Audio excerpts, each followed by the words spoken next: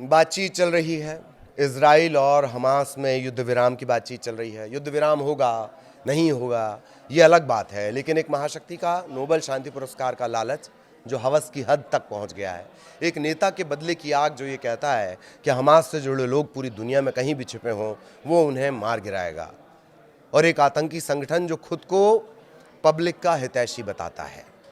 इन सब के बीच अगर पूरी तरह से बर्बाद और तबाह हुआ तो वो गजा, जो अपनी बर्बादी को सालों साल भुगतता रहेगा। 7 अक्टूबर 2023 से ही इसकी शुरुआत होती है। गजा के पास अब बचा क्या है, गजा ने गंवाया क्या है, इसे जान लीजिए। आप इस सवाल को पूछेंगे नहीं कि गजा के पास बचा क्या है। नमस्कार, मैं ललित प्रजापति। हमास के हमले से ही शुरू हुए गाजा युद्ध के आज 2 साल पूरे हो गए। लगातार बमबारी, ज़मीनी सैन्य कार्रवाई, इसने गजा पट्टी को मलबे के ढेर में बदल दिया। यूएन की सैटेलाइट रिपोर्ट के मुताबिक 80% इमारतें क्षतिग्रस्त हैं, 90% स्कूल खंडहर बन चुके हैं, 98.5% खेत उजड़ चुके हैं, 65,000 से ज़्यादा लोगों की जान जा चुकी है। लाखों फ़लस्तीनी टेंटों में रहने के लिए मजबूर हैं, जहाँ ना पानी है, ना बिजली है, ना इलाज है। गजा सिर्फ दर दर भटकते लोगों की मायूसी और मलबे का ढेर बनकर रह गया है। इसे ही कहते हैं जिंदा लाश का ढेर बनकर रह गया है।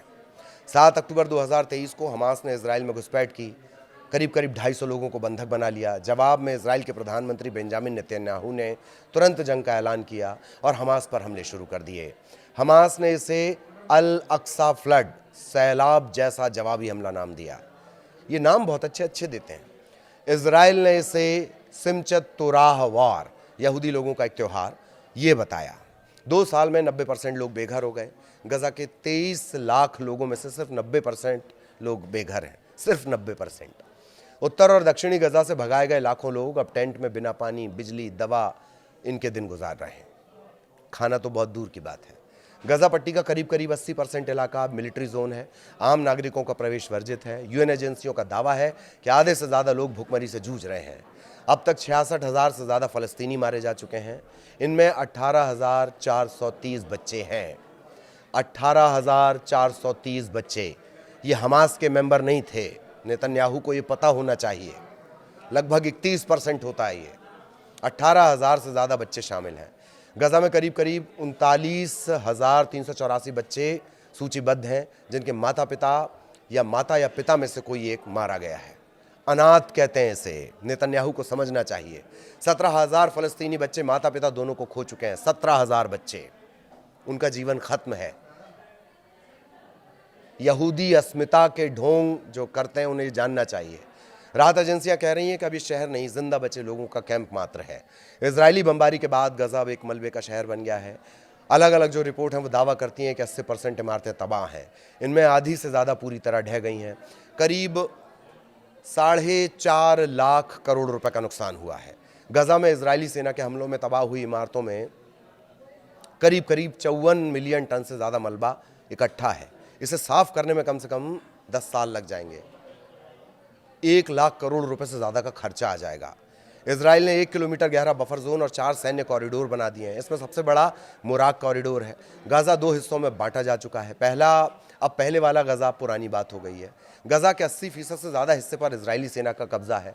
आम जो गजा के रहने वाले हैं उनकी आवाजाही सिर्फ 20% हिस्से में सीमित कर दी गई है। शिक्षा और स्वास्थ्य दोनों पर बर्बादी के निशान है। हमले के पहले 850 स्कूल थे, 90% स्कूल तबाह। 10 यूनिवर्सिटीज़ की 51 इमारतों में से एक भी चालू हालत में नहीं है। 30,000 करोड़ का एजुकेशन का इंफ्रास्ट्रक्चर तबाह हो चुका है।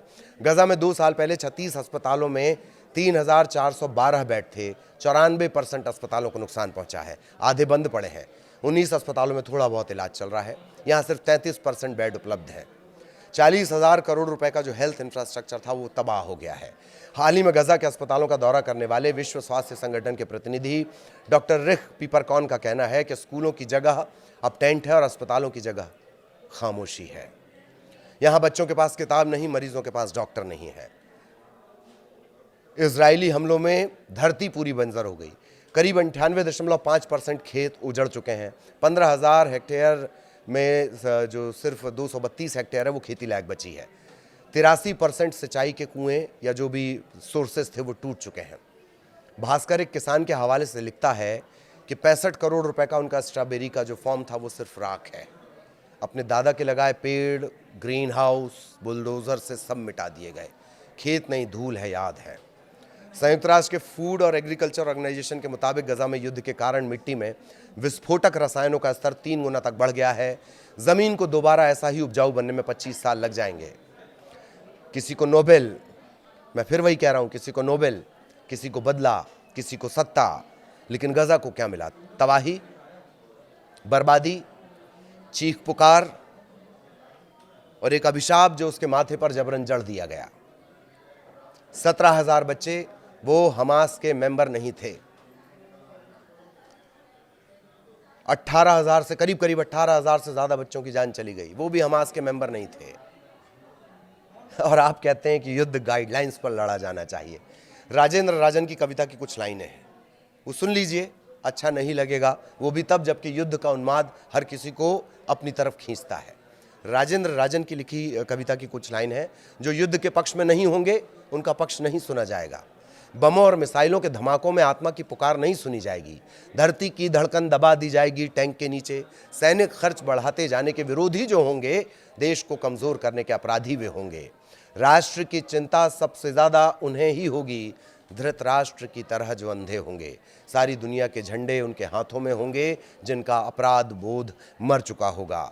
वो वैज्ञानिक होंगे जो कम से कम मेहनत में ज़्यादा से ज़्यादा अकाल मौतों की तरकीब खोजेंगे। कविता बहुत बड़ी है, आप इतना ही सुन लीजिए, इसका बाकी का हिस्सा शायद तकलीफ़ पैदा कर दे। ये बचा है गज़ा।